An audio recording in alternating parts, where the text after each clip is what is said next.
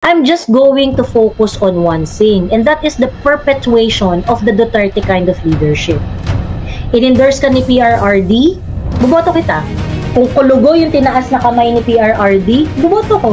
And it's not because I like that person, it's not because bilib ako dun sa tao na yon, not necessarily. Kasi kahit naman yung candidate ngayon ng PDP Laban, many of them, we do not really know much. But they are aligned with PRRD.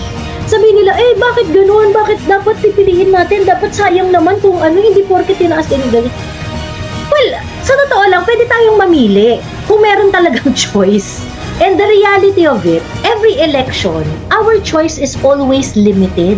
And to be honest with all of you, tama talaga tayong pagpipilian masyado eh. Well, at least, at this point, merong 9 na candidates. We all should support. Meron pang 3 na spaces. Siguro sa 3 na spaces na yun, you can put in kung sino yung mga personal choices ninyo, ganyan. We should understand what is at stake. Ano ba yung Dutertista vote? Because we are not in an ideal situation, the only thing that we can do to turn the table is to consolidate. Ako, my goal really is to perpetuate the Duterte kind of leadership. And how are we going to do that? We impose our power in this election. We have to show that the Dutertista vote is a formidable voice in this democracy. That we can actually make them win, we can actually make them lose. If we can actually pull it through at mapanalo natin ang mga kandidato natin at matalo natin yung mga bata ni Bongbong Marcos, politicians are going to think, hindi po pwedeng i-disregard natin ang Dutertista vote. Hindi natin po pwede na hindi natin ligawan itong mga botanteng ito. So, with that, we can dictate the tempo. And we can control who is going to be in power. Well, magkakabudulan naman talaga dyan eh.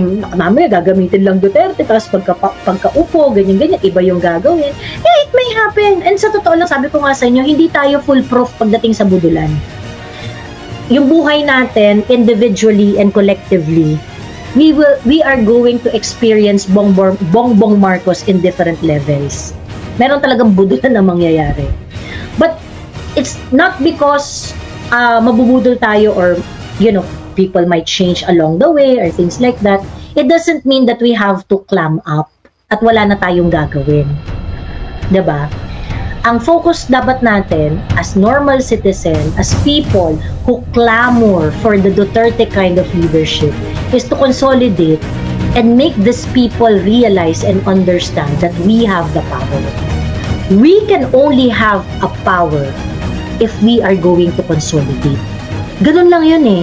Dutertista vote is a protest vote. Because if you're not going to vote the Dutertista way, you are giving a space para manalo ang kaalyado ni Bongbong Marcos. And you know what happened? 2022, 2023, 2024, the Marcos administration is virtually unopposed. Kung kayo ay boboto ng hindi Dutertista vote, you are really making space for this people. And kapag kunwari hindi natin napanalo yung mga politiko na aligned dun sa politics natin, we are making it more possible para sa Martin Araneta, sa mga Marcos Araneta Romualdez people na i-control ang ating gobyerno, maybe for 3 more election cycles. Kapag hindi natin to na-pull off ng 2025 at hindi natin napanalo yung mga kandidato natin, it means they can do it in 2028, maybe in 2 or 3 more election cycles. Sila ang maghahari dyan. And I know that you do not want that to happen. So, itong election na to, itong 2025 na to, it is crucial.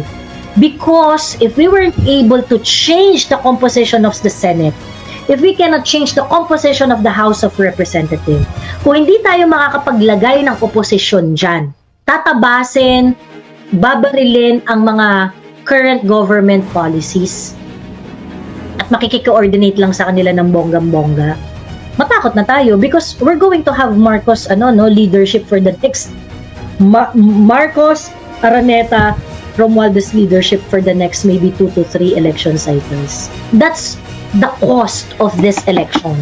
Unfortunately, yun talaga. Yun talaga. Attorney Bobby Tiglao actually wrote an article saying na yun talaga yung real goal ng mga ng Marcos Araneta Romualdez to be in power for as long as they can as long as they can. So all of us should talk to our friends, talk to our relatives. You know, if you are okay with this kind of administration, with this kind of leadership, di iboto mo yung admin. Iboto mo yung admin. Iboto mo yung timbangag. Kung gusto nyo minanakawan ng PhilHealth, kung gusto nyo wala tayong matanggap na mga maayos na government services, kung gusto nyo maging panay, ayuda na lang itong bansang to, di iboto nyo yung admin, wag nyo iboto yung PDP slate. Pero kung gusto nyo magkaroon tayo ng chance for better policies, kung gusto nyo merong taga-baril dito sa katangahan ng administrasyon, then you should vote to PDP. You should vote PDP, full slate ng PDP. And again, sabi ko nga sa inyo, hindi ako attached dun sa mga individual candidates. My reason for voting full PDP slate, yeah, even Ipe. Okay? Even Ipe. Because I do not want a space para sa kaalyado ni Bongbong. If there's a space na kaalyado ni Bongbong, it's gonna be easier for them to do whatever they want. Ngayon pa nga lang, di ba, ginagawa na nila lahat ng gusto nila. Di lalong-lalo na kung wala ng mga Duterte allied na mga politician dyan sa legislature. Even in local government, magaling lang PR niya. Naaawa pa tayo kesyo kinurot pa siya nung campaign parade niya. Naalala ko din yung binato sa kanya yung mga campaign poster sa mukha niya. Totoo! Diyos ko! Kapal ng pagmumukha ni BBM. Pati yung video sa TikTok na hinawakan siya sa kamay ng father ni Subiri, binitawan niya. Ayaw niyang magpahawak. Ogag talaga, lumabas yung totoong ugali. Sabi ni Floren Carlo, we don't dignify negative campaigning.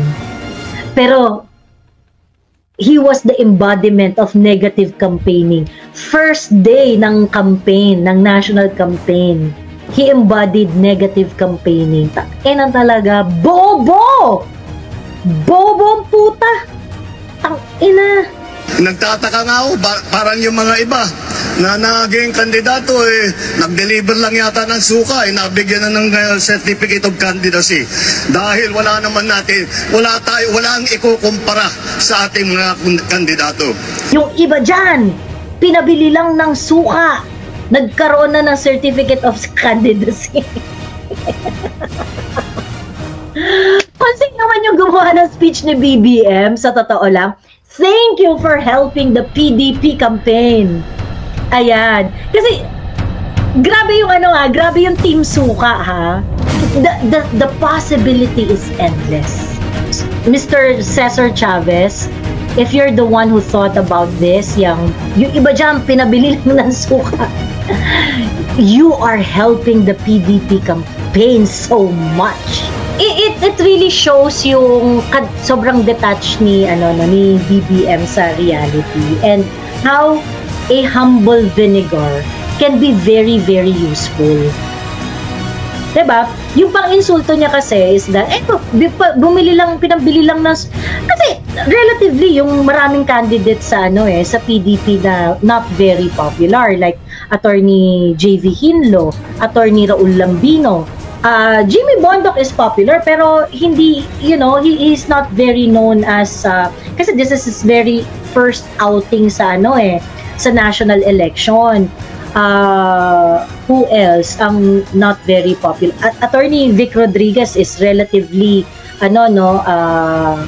he's a neophyte when it comes to election, ganyan. So parang yung pang-iinsulto ni BBM na pinabili lang ng suka, ganyan-ganyan. And sino ba yung mga nasa lineup ng admin slate? Karamihan dyan are talaga yung mga tenured na yung mga nanalo ng senator in the past, o di kaya anak ng mga senador, ganon, yung kilala na yung apelido. They do not understand yung galawan sa grassroots. You use a word to insult your enemies by using the humble vinegar. Thinking na ito yung magpapahiya dun sa mga sa mga kalaban nyo. But yung insulto mo, BBM, it's not going to resonate. Why? Because vinegar has a lot of uses, di ba? Ang daming gamit ng suka. And in fact, yung suka can actually determine kung yung ginto ay totoo o hindi. Di ba pagka may alahas, binababad mo sa suka, pag nangitim, fake. Ang daming gamit ng suka. It's an all-around cleaner, pantanggal ng peste, pantanggal ng salot, pantanggal ng bantot. And might be something that we need right now. So, kung sino man nag-isip sa Malacanang ng Team Vinegar, okay, at kung sino man na nag-suggest niyan, thank you very much. Kasi Team Vinegar kami all the way. Tapos, you know, the play of words is also very detrimental to them. O, sinabihan mo na Team Suka, itong mga kandidato ni PRRD, kayo, Team Sinusuka. The possibility is just so, so exciting to think about. Kung ano yung maiisip pa ng ibang mga netizens dito na mga balik, mga clapback tungkol dyan sa Team Vinegar na yan. Ang daming mali ang daming layer ng mali eh. And this is the reason why we hate you, BBM. Sobrang incompetent mo. I mean, if you're being asked to read this kind of script, hindi mo man lang naisip yan, ay ayoko nito, ay ano ko yan, ganyan. Eh kasi mukhang ikaw talaga kung ano yung inabot sa'yo, yun na. Hindi ka marunong mag-isip, hindi ka marunong tumanggi, hindi ka marunong mag-check. Just like what happened to the national budget. Pirma ka ng pirma. Wala kang pake. Hindi mo iniisip yung 31 million na nagboto sa'yo, kung ano lang inabot sa'yo, yun na. Sa totoo lang, kaya ikaw ang gusto naming ma-impeach, hindi si Inday Sara. Tamad ka eh. It's very easy to spot. Ay, bakit ganito yung speech ko? Eh, di ba nung 2022, yung public aura ko is, I do not want to do negative campaigning. You know, 2022 is not so far away. And all you need to do, BBM, is to tell your guy, can you please change my speech? And you didn't do. Kaya kayo namumurang mga putang ina ninyo eh. Ngayon, kung pinakita mo yan, nung 2022, malamang di ka naboto. Kung ganyan ka pala ka-asshole, ganyan ka kamata-pobre, at ganyan ka kakupal, di ka nakatikim ng boto sa amin. Joey, di tinaas ni Digong kamay ni Amy, will you still vote for her? Ano ba naman to? Kailan ko sinabi na iboboto ko si Amy kung hindi niya itinaas, kung hindi tinaas ni PRRD ang kamay ni Amy? Ano ba yung premise ng Dutertista vote? Ano ang premise ng Dutertista vote? Iboboto ko kung sinong tinaas ang kamay. O di kung hindi tinaas ang kamay ni Amy, paano ko siya iboboto? Nakikinig kasi kayo dun sa mga double agent ng double agent eh. Reviewin nyo lahat ng past live ko. Ano ang premise ng Dutertista vote? Iboboto kung sino tinaas ni PRRD ang kamay. Ngayon, Inday Sara also endorses yung full PDP slate. O nandun ba si Amy? Wala. O iboboto ko ba siya? Bakit ko siya iboboto? Wala siya doon. Ayun, I don't like it but no choice. Same. Hindi ko siya pinupuri, hindi ko siya idolo or whatsoever. Every election kasi it gives us hope. Diba? Ganun yung drama ng election eh. And sa totoo lang naisip ko, tangina yun yung budol eh. Yun talaga yung budol. Yung every election, ang ibinibenta sa atin is that hindi merong pag-asa, magboto ka ng ganito, merong pag-asa, mamili ka kung sino ang deserve, ganyan. Pero sa totoong buhay, wala naman talagang deserve. Hindi natin alam eh. Pag binoto mo kung sino yung gusto mong iboto, hindi mo naman alam kung anong magiging performance yan eh. After mong iboto. Diba? It's really a risk. Nevertheless, sabi ko nga, even in a shithole like we have right now, we need to survive. And yung Dutertista vote is actually a survival mode. We really have to pull this through. Kailangan lumabas tayo. Ang kalaban natin ngayon ay yellow, pink, pula, at dayaan. If we are not going to consolidate at magdadrama-drama pa tayo na hindi, wag nang iboto si Ipe, ay hindi, wag na ganyan-ganyan, lalo tayo matatalo. Ayun. May mga nagsasabi na, Miss Joey, kasi nakakatakot madadaya yung election. Actually, kasama talaga yun. Isa yun sa mga major reason kaya kailangan nating mag-consolidate. We need to win overwhelmingly. Kasi yung dayaan na yan, I'm pretty sure kinakasan na nila yan.